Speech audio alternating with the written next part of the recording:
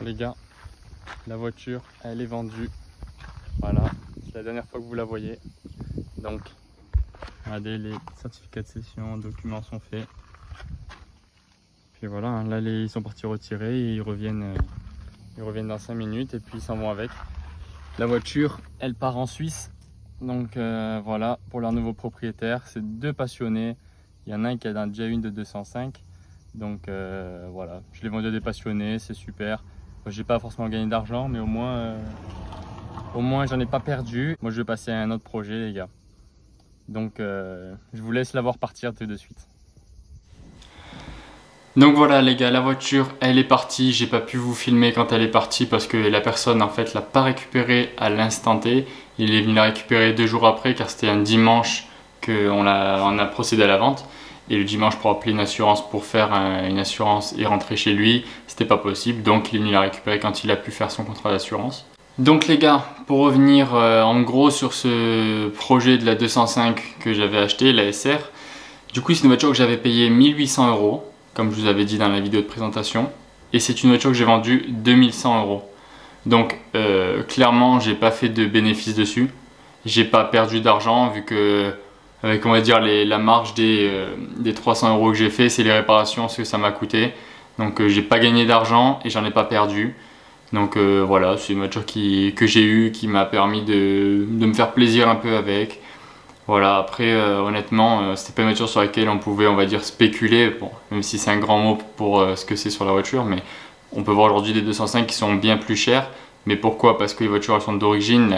Elles, comme vous l'avez pu le voir, elles n'étaient pas d'origine. Il y avait beaucoup de choses qui avaient été modifiées par l'ancien propriétaire. Donc voilà, c'était pas une voiture qui allait se vendre très cher non plus. Donc au moins, j'ai pas perdu d'argent sur la voiture. Là, je suis actuellement à la recherche d'un projet.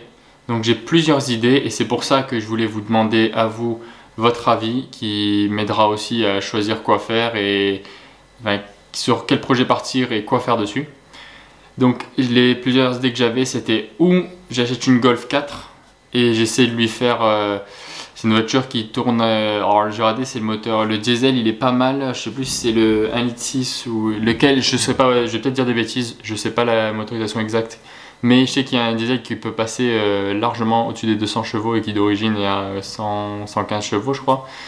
Donc est-ce que je tente, j'achète une Golf et je fais ce projet et j'essaie de faire la prépa moi-même. Bon après s'il faut faire quelques petits réglages par un pro, bon ce sera pas moi car je suis pas pro. Mais si je peux trouver cette voiture, est-ce que ça vous dit que je lance ce projet, je tente de le faire moi-même? Ou alors les gars, si ça vous intéresse, vous savez j'avais fait une vidéo sur le partenaire que je commençais, j'avais repeint un peu l'intérieur vite fait.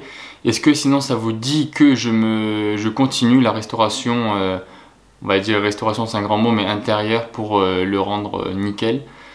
Je refais le sol, je refais tout bien l'intérieur et je l'aménage, on va dire pour faire des petits chantiers, admettons pour ranger du matériel, etc.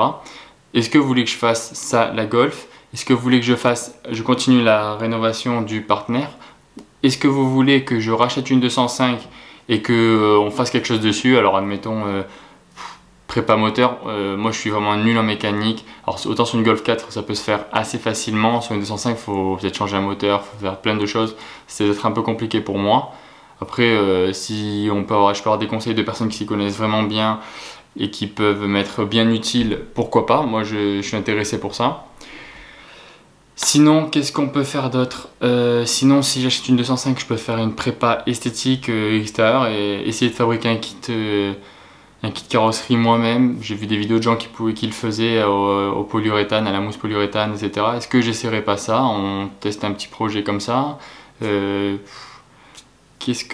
fait, dites-moi exactement ce que vous voulez comme projet. Et si vous avez une idée en plus que j'ai pas dit, bah, dites-moi-le. Je regarde vos commentaires, il n'y a pas de souci. Et puis les gars, je vous laisse vous abonner à la chaîne YouTube, aimer la vidéo, partager et merci à vous de regarder mes vidéos et de vous abonner. À la prochaine, ciao!